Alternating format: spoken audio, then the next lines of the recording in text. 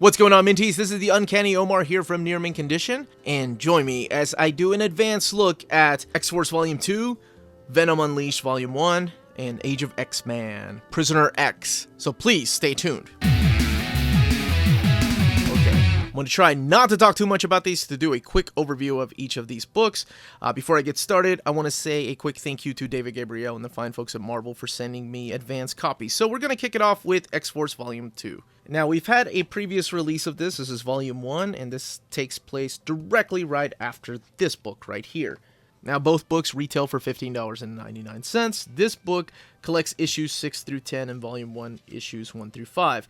The book is written by Ed Brisson, and most of the artwork is done by Dylan Burnett, with these gorgeous covers here by Pepe Larraz, who is currently drawing House of X. And yes, House of X, that's the issue he's doing. RB Silva's doing the other one. So this is a continuation of the X-Force 2018 series. You have the characters of young Cable, not to spoil anything, but if you haven't read Extermination, don't read this yet. Now, young Cable is joined by Domino, Warpath, who else is in here? Boom Boom, Shatterstar, and of all people, Deathlock, who had previously been part of the X-Men, sort of, during the Jason Aaron's run of Wolverine. And you have the returning character of Strife. I wish that they had chosen a different artist, because I'm a huge fan of Pepe Larraz. And those covers, and I'll show you an example, just do so much for me. While the internal artwork, it's okay. It's not that it's terrible, but it could have been so much better. As far as the story, I actually enjoyed it. The character of young Cable kind of got on my nerves, but then he started making sense as to why he's here. Let's look in the back here at the sketches and character designs. By the way, all of this is the final volume because there's only 10 issues. After this, we have a new X-Force series, that one right there. And that happens right after the events of House of X and Powers of 10, which is not over yet, so it hasn't premiered yet.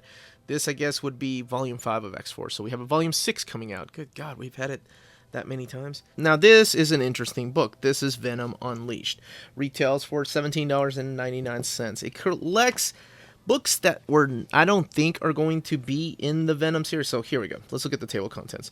It collects the Venom Van Am #1 by Donny Cates, Carnage Born #1. Ryan Stegman wrote this issue of Venom Unleashed #1, and then the Cullen Bunn Funeral Pyre. So they're all one-shots that I don't think are going to be collected in the hardcover, or I don't think all of this will be in an omnibus, if there's ever an omnibus of this stuff. So this reintroduces us to Carnage, and it's a kind of a flashback story, the one that Cates wrote. Oh man, I forgot that Kyle Holtz does the artwork in this issue. Yeah, Kyle Holtz. I loved his stuff when he was doing, what was it? The Hood. Big fan of his art. And his art really suits the character of Venom. Reminds me a lot of Kelly Jones' take on the character. And let's look at back here. Here's the Funeral Pyre book by Cullen Bunn. Like I said, I don't think this will be collected in any of the Donny Cates hardcovers. Then there's a couple of variants in the back. I can't show the final one because it's attached to the final page. And then where else you can read about Venom. Sadly, I believe this one's out of print right now. So hey, now would be a good time for an omnibus. Okay, last but not least is Prisoner X. This one is written by Vita Ayala. Yeah, Vita Ayala with Germán Peralta on art. I am not familiar with Vita Ayala, but I will say that this has been my favorite Age of X-Man book so far. Mainly because it's a good mix of just an act of desperation and some funny things that happen in the issue. I don't want to spoil too much, but Gabby is the main reason why I enjoy this. Gabby and Bishop are the main two reasons why this book is so awesome. Again, it takes place in the Age of X-Man universe. Everything gets resolved by the end of Age of X-Man Omega, but it's fun to see this prison camp here and how the characters kind of reminds me a little bit of the HBO series Oz. No, I'm just kidding. Nothing that serious. More like, I guess, Orange is the New Black. Not that nothing serious happened in Orange is the New Black, but it has a goofy style to some of the storytelling, especially when the characters find out why they're there. By the way, one of the things I have not said is that each of these books will be available on September 4th at comic book stores and online retailers like cheapgraphicnovels.com and InStock Trades.